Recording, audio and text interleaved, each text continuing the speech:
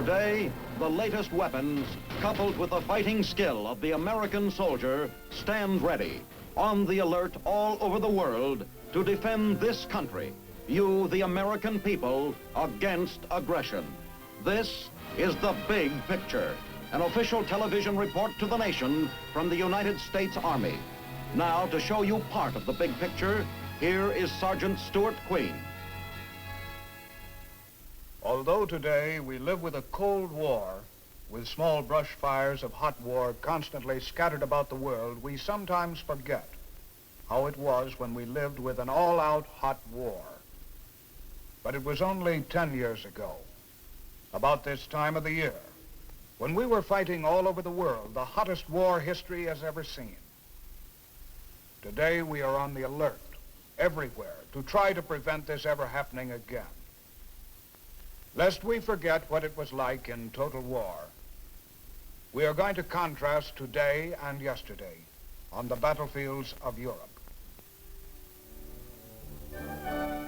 The wind, the sea, and the sand have fickle memories. The ocean and its restless borders do not long honor the footprints of men, however firmly they are planted in history. But there are those who remember a different scene on this beach 10 years ago. I remember Omaha Beach. Early one Tuesday morning, June 6, 1944. Omaha was the worst beach.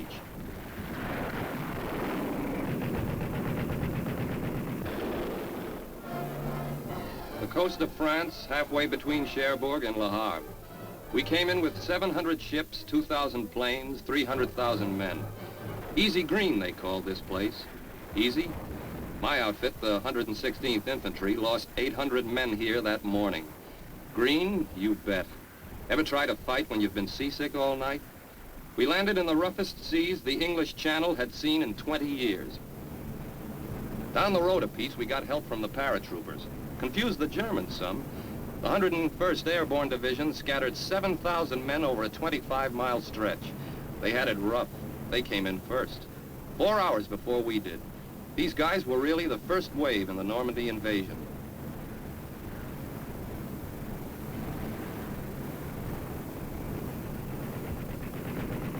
The main thing I remember about Omaha Beach was being lost. Everybody got lost in that weather. But you couldn't stay lost long. The Germans saw to that. Looking at Omaha Beach today, it's hard to believe it. It's a mighty funny feeling going back in peacetime and standing on a certain sand dune where, if you'd stuck your head up 10 years ago, you wouldn't be here now. 10 years ago, Normandy's fresh sea air was kind of cluttered with flying objects.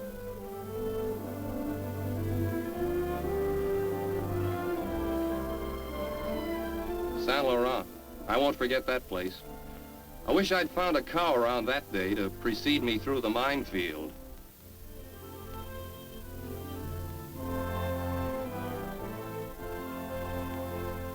General Eisenhower also came back once after the war. He probably had some peculiar feelings, too, about those who stayed on Omaha Beach. I know how I felt losing half of my squad at Saint Laurent. Another place nearby was Pointe du Hoc.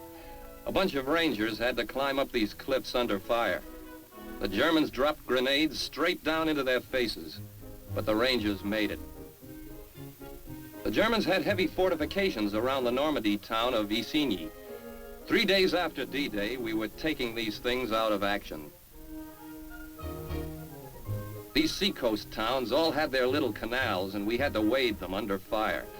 One of these boats would have come in handy then. On the happier side, one of these wine tankers would fill 50 canteens. Utah Beach had it easier than Omaha. Utah was actually a big mistake. The strong tide carried us 2,000 yards from where we were supposed to land. There wasn't a German in sight. See the bullet holes in that GI can? I can't just say we strolled ashore, but Utah was much easier than we expected. For a while, that is. Then the Germans discovered where we were, and our trip inland was very unpleasant.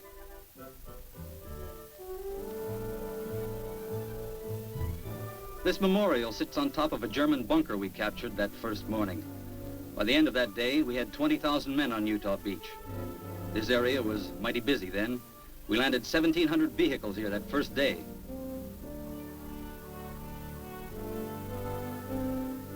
Today, Normandy fishermen mend their nets in silence. But I can still remember the woof woof boom of German 88s. The history books say that Utah Beach was taken with ease, only 118 casualties compared with 5,000 at Omaha. But I picked up a chunk of shrapnel at Utah, and it wasn't easy. Good flying weather helped Utah. 4,000-foot ceiling. 2,000 planes sliced at the Germans behind the hedgerows. A hedgerow is a kind of boundary fence between farms, a mound of earth and a tangle of trees and bushes. Hard to cut through, perfect ambush country for the enemy. We had to fight through hedgerows all the way to Cherbourg, 9th Division, 1st Army. Cherbourg was the first big city we tackled. 3 weeks after D-Day. We surrounded the city first and asked them politely to surrender. But they wouldn't surrender, so we had to do it the hard way. Cherbourg gave us the first deep water port for the main drive on into Europe.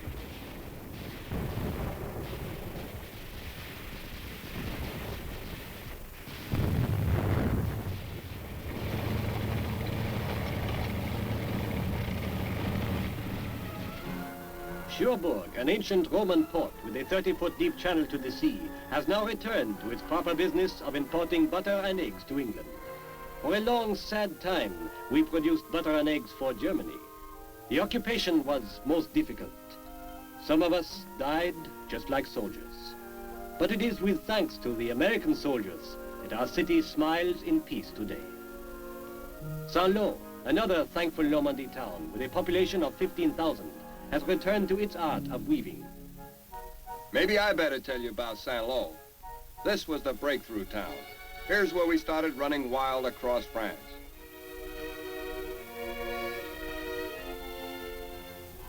July 19th, 1944, 43 days after the beaches. First with Saint-Lô was the hedgerow fighting. It took time. You'd work hours for a little stretch of plowed field, or to get across a road. Inside the town, I remember deciding to use one of the church steeples for an observation post. The Germans shot the steeple off just when I'd made up my mind. Saint-Lô was soon only a shell of a town. The whole Normandy campaign centered in this countryside, so we could get going toward Germany.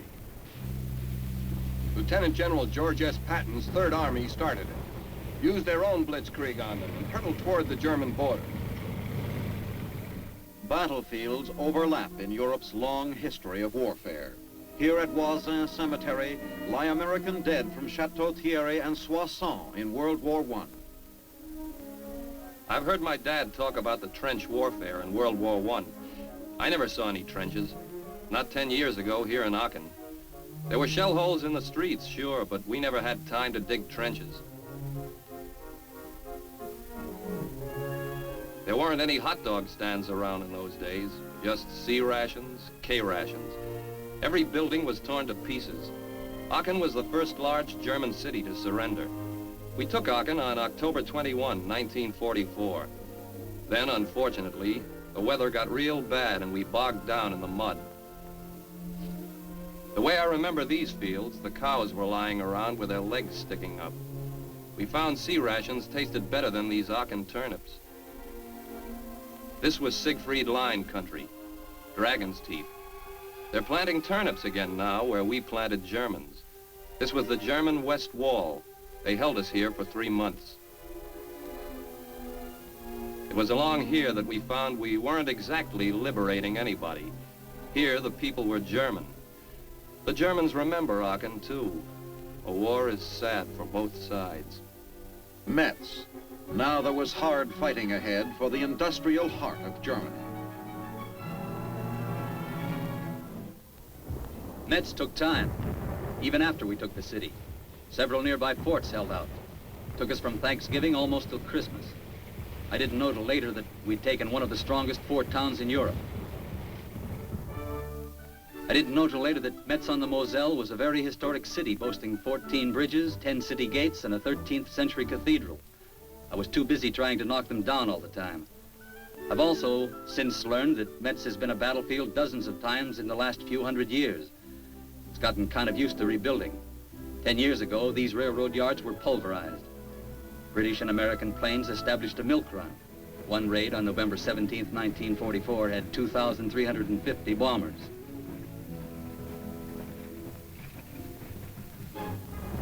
Aachen, we first had to take. Then we found we had to hold it. This was a new experience for us. We'd gotten used to moving right on through these towns. But Aachen had a surprise for us. The Battle of the Bulge. A Christmas present from German General von Rundstedt. His sudden counterattack cut a 60-mile gap in our lines. Malmedy today is a quiet little country village. 7,000 population, mostly German. The townspeople here had nothing to do with the Malmedy massacre. That was settled by the war crimes trials later. But Malmedy will remain, through the years, a memorial to one of the worst atrocities ever perpetrated against American soldiers. Visitors, straying off the usual tourist routes, find here a unique monument to these dead. It was erected by the Belgian people. Each little bronze plate bears an American soldier's name. There are 84 nameplates here.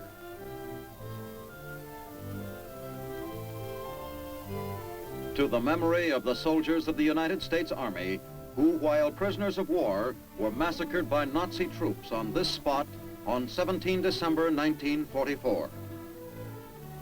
At the American Military Cemetery at Luxembourg, not far away as a tank travels, there is an even simpler memorial among the 1,000 crosses. This is the grave of General George S. Patton, Jr., whose speeding tankers blasted out the path to victory in Europe.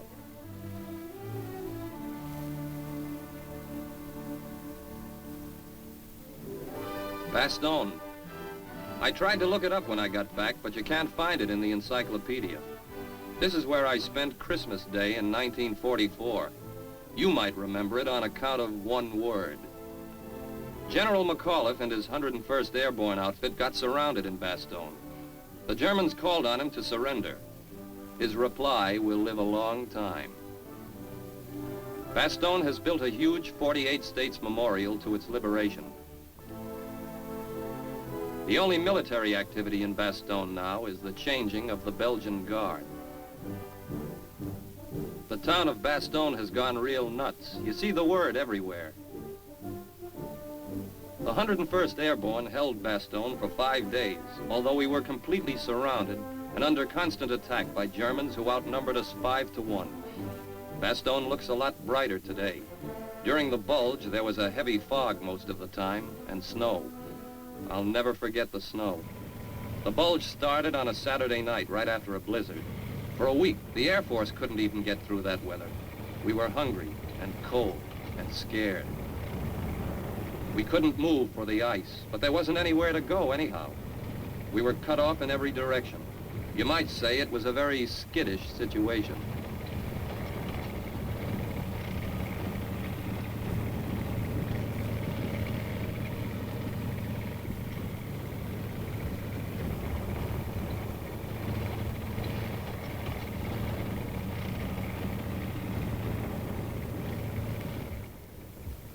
Outside Bastogne in the freezing woods, we never knew whether the fellow behind the next tree was an American or a German. Many Germans had put on American uniforms for this fight. I don't know how Guadalcanal or Okinawa was, but after the cold of Bastogne, I'd rather fight my next war in the Pacific. Every vehicle that we could thaw out, we turned into a kind of rescue unit. Small groups were constantly getting surrounded until a rescue team could fight through to them. I spent 2 days shivering and shooting in these woods till a tank rescued us. It wasn't until the day after Christmas, 10 days after the Bulge began, that the 4th Armored Division got through and rescued the town of Bastogne. Then it was suddenly all over. Almost. Germans started surrendering all around. The end was in sight. The end was in sight. Here's how I felt about it. Cold, wet, tired of lugging boats. What's a soldier got to do with boats? I learned in the middle of the Ruhr River, in the middle of winter. The Germans had blown up all the bridges. We had orders to cross by boat, and that's what we did. Or at least some of us did.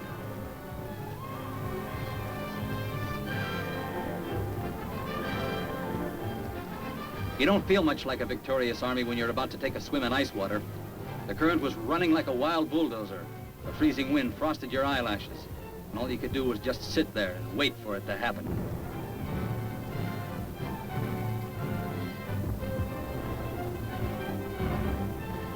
Let's examine this situation. The temperature is about 30 degrees. You're soaked to the blue skin, wet long johns, wet socks, wet shoes. And what's more, you're going to stay wet all that day and all that night. You can't stop to warm up and dry out because the Germans will then throw in artillery fire.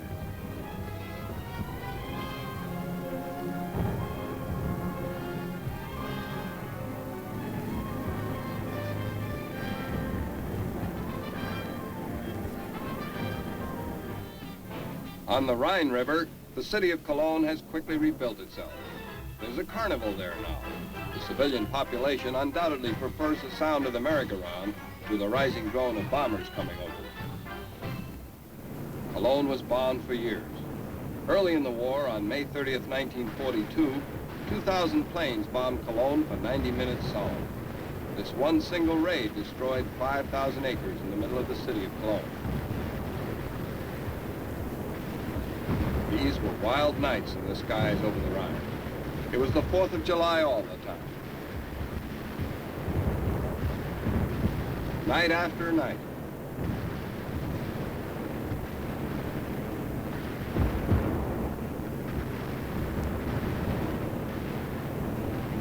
Day after day, Allied planes headed for the German industrial cities, vapor trails flying. This made things a lot easier when we got there on the ground. Talk about precision bombing. These flyboys destroyed the city of Cologne, leaving the 12th century cathedral sticking up like a scarecrow in the middle of town. The cities of the Rhine. Eisenhower had 6 big armies ready to pounce.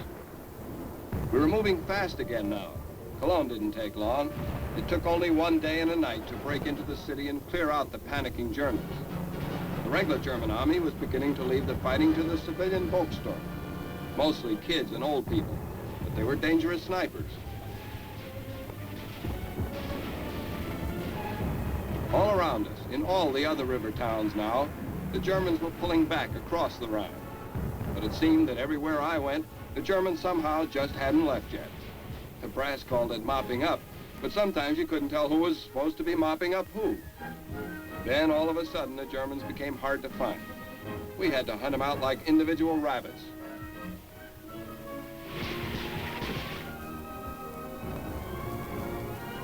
This was the beginning of the Victory March. There was something in the air in those days. We'd heard about a bridge left standing on the Rhine, and whole units of Germans began surrendering without a fight.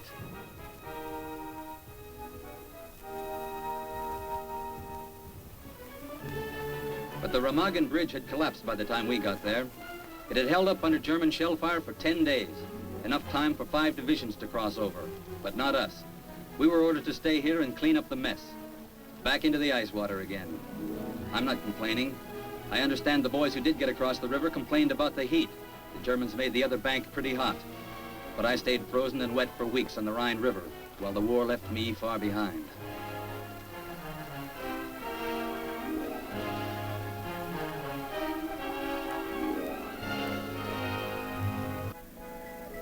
What's left of the Ludendorff Bridge at Remagen isn't much to see today. Just the pilings. Most people remember this bridge because we captured it 10 minutes before the Germans could blow it up. I remember it because they finally did blow it up. 10 minutes before I could get across that river with dry feet. There are those who enjoy camping along the Rhine today. I wouldn't, I've had it.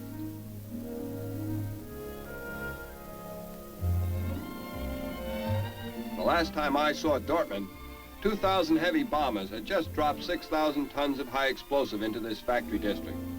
There wasn't a smokestack standing. Rolling mills and heavy machinery scattered all over the lot. Bomb craters everywhere.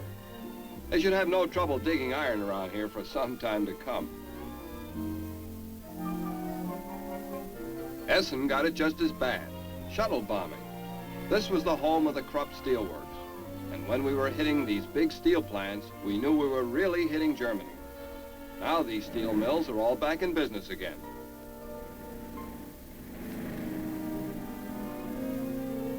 Dusseldorf, on the right bank of the Rhine, it was on the wrong bank 10 years ago, it's a town of many little bridges.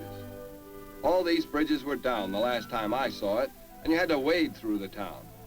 Pretty scene today, but you can see how a boat in that river was a sitting duck for guns over on the bank.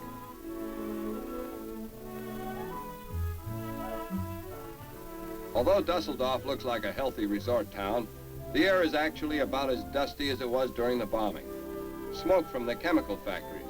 Industrial Germany has made an amazing comeback. This memorial in Dusseldorf says, "Return our prisoners of war." Many Germans captured by the Russians never came back.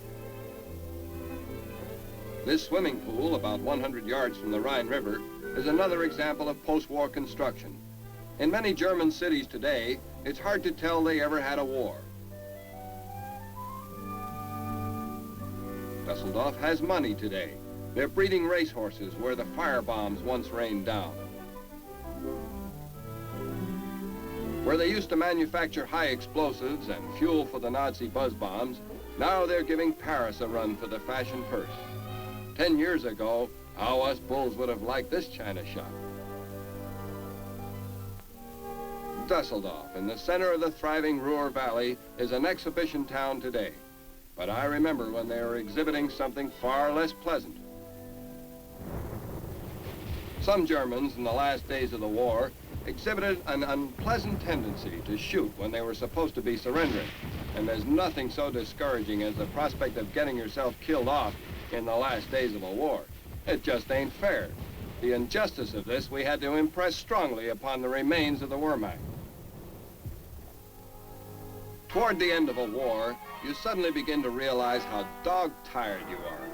Before, for months, you really haven't had time to think about it.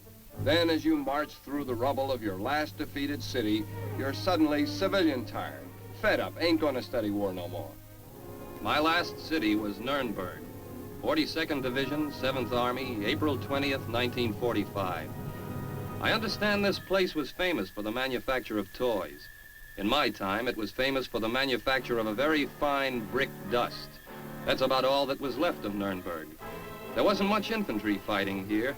The Germans were licked and knew it. And as we moved down these crazy streets, we couldn't help but remember that this was Hitler's town.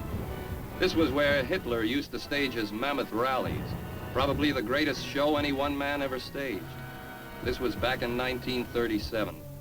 Hitler was going great guns then, stirring up the German people to fever pitch.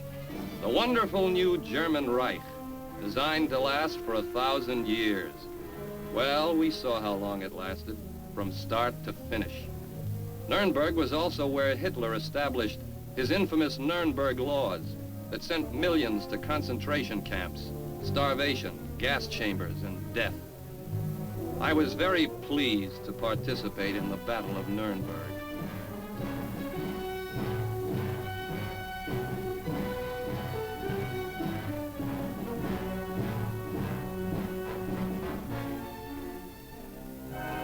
How Nuremberg ever rebuilt after this, I can't imagine.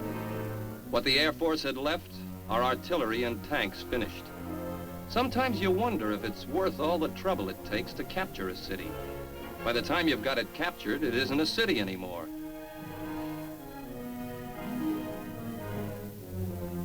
Hitler's famous rallying place, the biggest stadium in the world, now only echoed to the ghosts of goose-stepping Nazis and Hitler's raving speeches. Other Hitler ghosts were now being hunted down like the murderers they were. Soon the war crimes trials would take care of the Hitler gang. These evil men who caused that war should have been sent on a world tour to personally beg forgiveness of every mother and father, wife and son. Nuremberg rebuilt quickly. Its thriving industry and bustling people rival any city in Europe today. It is hard to believe that these streets, once reduced to rubble, could in only 10 short years erase every scar of war. A monument to the ability of the German people. These people, once our deadly enemies, have now arisen from the shame of Hitler to stand beside us against the Russian plan for world conquest. The stadium that once saw swastikas flying now sees polka dancing with a touch of American jazz. Nuremberg today, arisen from the ashes of war, is typical of Germany and most of Europe. The marks of war now remain primarily in the minds of we who lived it. The turn of years is rapidly losing World War II in the misty past. Before our personal memories of suffering are also lost, we who lived World War II must spare no effort in preventing a recurrence of this, so future generations may play on our past battlefields. 10 years ago. We cannot know what the next 10 years will bring. We can hope that these small scattered brush fires of hot war will burn themselves out, and that the Cold War will slowly melt into international understanding and peace. We prepare to prevent what was happening 10 years ago. Our military preparedness is designed to keep beaches clean, cities unafraid, fields unsown with steel. We pray that Americans never again need visit these places in fury. Now this is Sergeant Stuart Queen inviting you to be with us again next week for another look at the big picture, the United States Army in action. The Big Picture is a weekly television report to the nation on the activities of the Army at home and overseas. Produced by the Signal Corps Pictorial Center. Presented by the U.S. Army in cooperation with this station. You can be an important part of the big picture.